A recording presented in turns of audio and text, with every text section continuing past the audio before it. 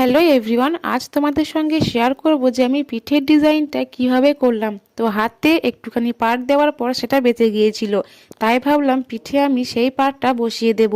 তো আমার এইটুকু মাত্র পার বেঁচে ছিল, সেটাকে আমি ইঞ্চি দিয়ে মেপে ঠিক মতন জায়গায় জায়গায় দাগ কেটে নিয়ে তারপরেই কিন্তু আমি সেলাইটা শুরু করে দেব।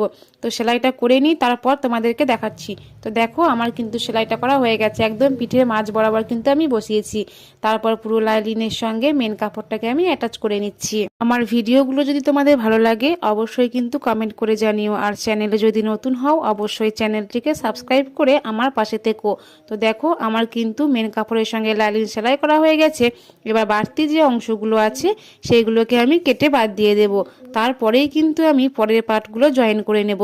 তো দেখো আমি কেটে নিচ্ছি। আর তোমরা কোন কোন বিষয়ের ওপর ভিডিও চাও আমাকে অবশ্যই কমেন্ট করে জানিও, আমি চেষ্টা করব সেই বিষয়গুলো তোমাদের সামনে তুলে ধরার।